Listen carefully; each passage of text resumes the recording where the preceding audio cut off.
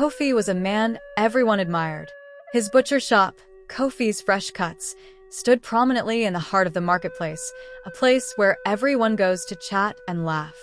Every morning, the smell of fresh meat wafted from his shop, drawing in a lot of customers. He is always smiling with his sharp knives. For the people of Adam, Kofi wasn't just a butcher, he was part of their daily lives. "Kofi, give me the best cut today," an elderly woman would say as she handed over her money. "You always get the best from me, Mama," Kofi would reply with a grin, wrapping the meat neatly in brown paper. This was Kofi's charm. He remembered everyone's names, their favorite cuts, and even their family stories. If a customer was short on money, he'd wave it off with a kind, "Pay me later." To the people, Kofi wasn't just a businessman, he was a friend. But what truly set Kofi apart was the quality of his meat. It was tender, flavorful, and always fresh. No one in the region could compete. Farmers brought him their best livestock, knowing he would pay fairly. Customers traveled from nearby villages just to buy from him. Even the town's chief, a man of discerning taste, swore by Kofi's meat. "If Kofi didn't cut it, I don't eat it," he often joked. Despite his success, Kofi was humble. He never boasted about his wealth or his skill. His home was modest, and he spent most of his time at the shop, perfecting his craft. But there was one thing about Kofi that puzzled the town: his trouble with wives. Kofi was a handsome man in his late 30s. He had a strong build, a deep voice, and an easy laugh that made women swoon. It wasn't hard for him to find a bride. Every few months, he would announce his engagement to a beautiful young woman, often from a nearby village. The weddings were joyous occasions, with music, dancing, and, of course, plenty of meat from Kofi's shop. The townspeople would cheer as Kofi and his new bride exchanged vows, wishing them a long and happy marriage. But the happiness never lasted. 3 months after each wedding, Kofi's wife would vanish. At first, people were curious. "Where's your wife, Kofi?" they would ask. Kofi always had an answer ready. She missed her family and went back to her village, he'd say with a shrug. Or, "We had some differences. It's better this way." The townspeople believed him. After all, who could question Kofi? He was kind, generous, and hardworking. If his marriages didn't work out, it had to be bad luck. But as the pattern repeated, whispers began to spread. Why can't Kofi keep a wife? Some wondered. Maybe he's too focused on his work, others suggested. A few joked that Kofi's meat was so good that his wives left to avoid becoming second in importance. Still, no one pressed him for answers. Kofi was too respected, too trusted. Kofi's charm seemed to overshadow any doubts. He would greet the townsfolk with his usual warmth, his smile disarming even the most skeptical. "Don't worry about me," he'd say. "I'll find the right one someday." And soon enough, he would. A new woman would appear by his side, radiant and full of hope, and the cycle would begin again. What puzzled the people even more was how Kofi's business seemed to thrive after each wife disappeared. The meat in his shop would somehow get even better. It was fresher, more tender, and customers couldn't get enough. Kofi must have found a secret recipe, one customer remarked as she savored a piece of smoked meat. "Whatever it is, I hope he keeps it up." The elders of Adam began to notice the pattern as well. During one of their council meetings, the topic of Kofi's marriages came up. "He marries too often," one elder said, stroking his long white beard. "And the wives don't stay." Another elder nodded. "Maybe he's cursed," he suggested. "Not all men are blessed in marriage." But the head elder, a wise and cautious man, dismissed their concerns. "Kofi is a good man," he said firmly. "He helps the town. Let's not trouble him with unnecessary questions." The council agreed. Kofi had done nothing to warrant suspicion. If his personal life was troubled, it was his business alone. Meanwhile, life in Adam continued as usual. The marketplace buzzed with activity, and Kofi's shop remained the busiest stall. Mothers bought meat for their families, young men stopped by for a quick snack, and children peeked into the shop, hoping for a free piece of sausage. Kofi treated them all with the same warmth, his laughter ringing out over the hum of the market. But beneath the surface, questions lingered. Why did Kofi's wives leave? And why did his meat always seem to improve afterward? The townspeople didn't know it yet, but the answers to these questions would soon come to light, answers that would shake Adam to its core.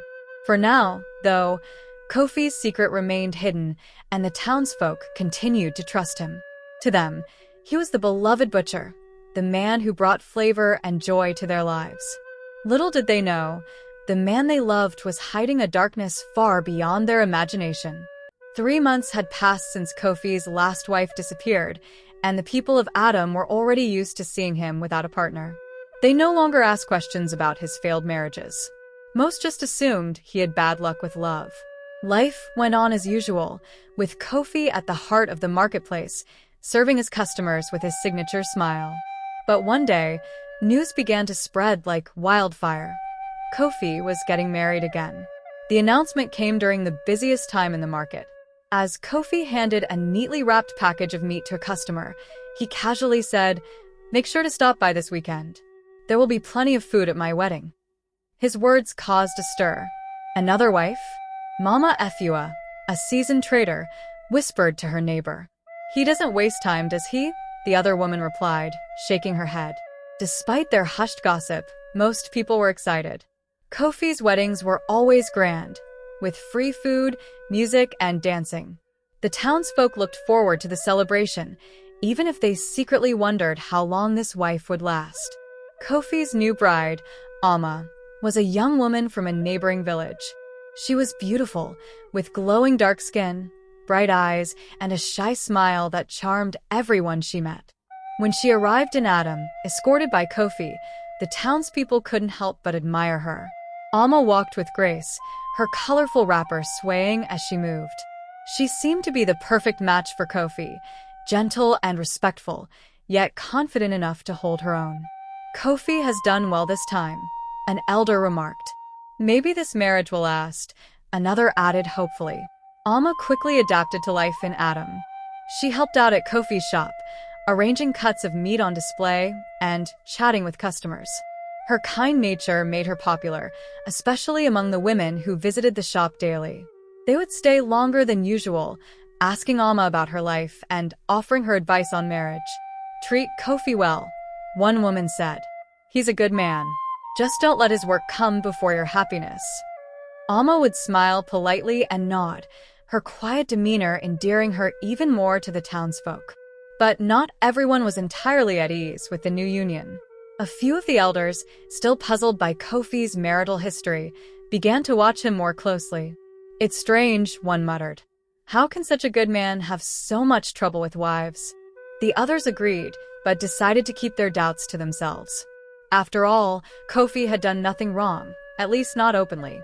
Meanwhile, Kofi and Alma appeared to be the perfect couple. They worked side by side, laughed together, and even shared affectionate glances in public.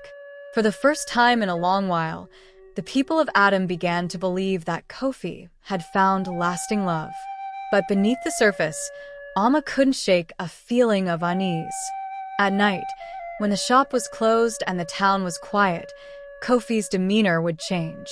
His usual warmth gave way to a colder, more distant side. He would spend hours sharpening his knives, the metallic sound filling the air as Alma watched nervously from a corner.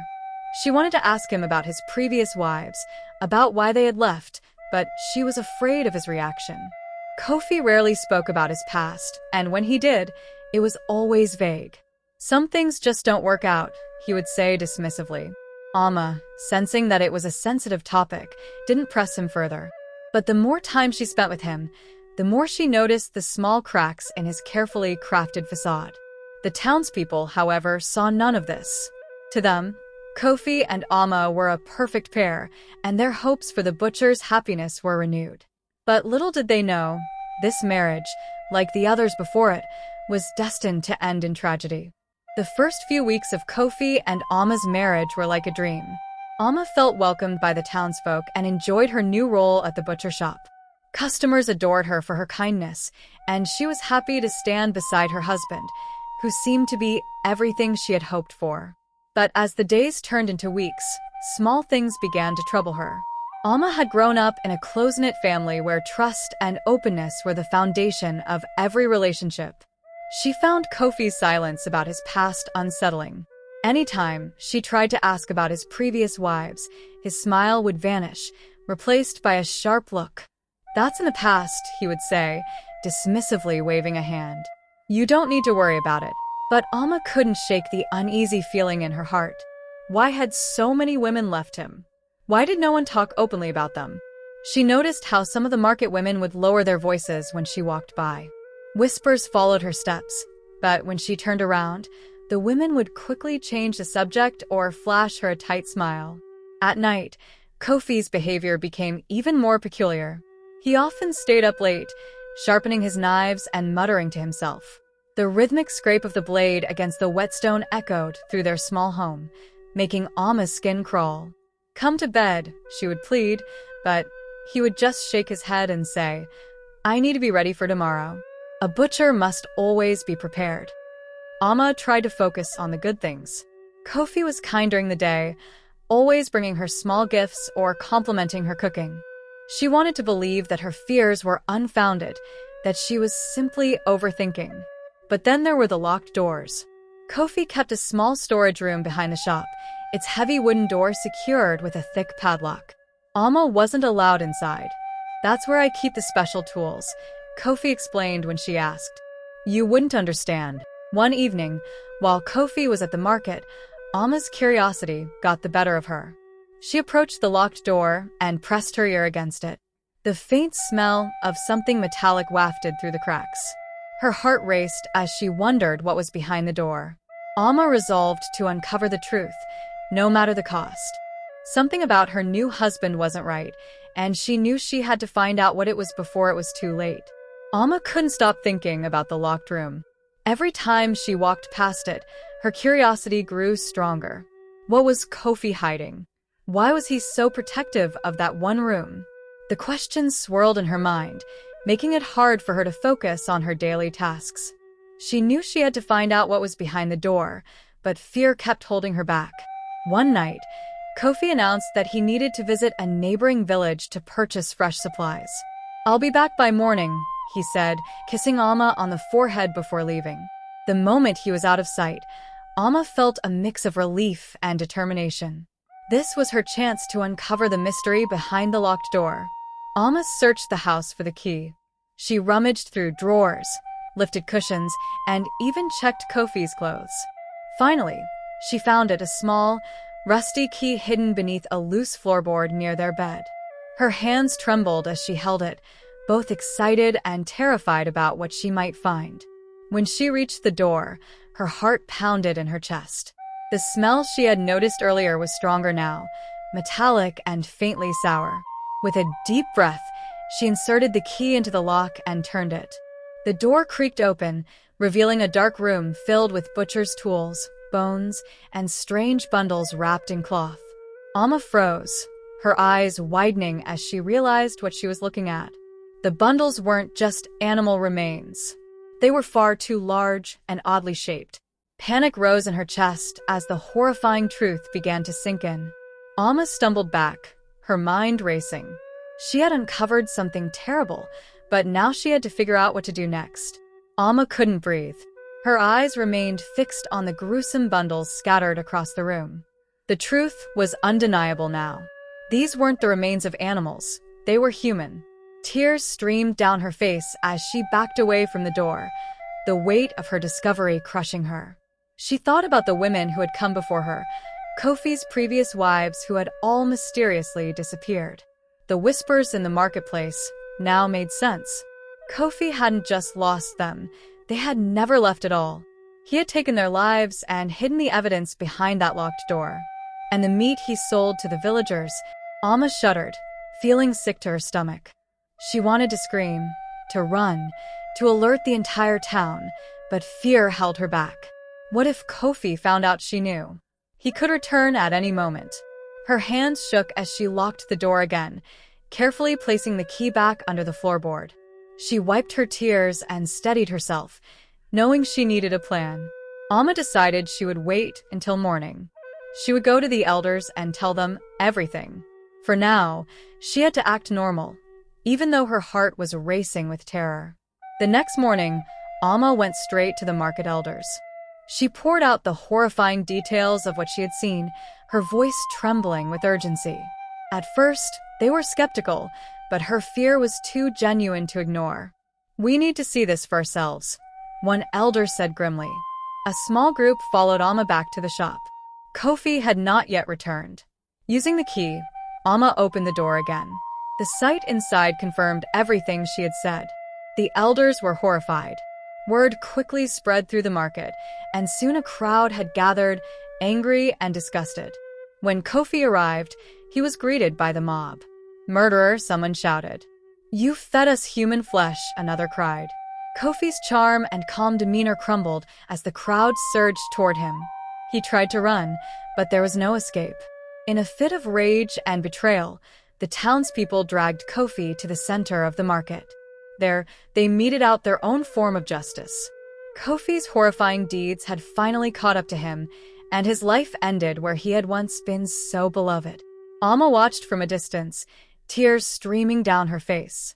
Justice had been served, but the scars of Kofi's crimes would remain with the village forever.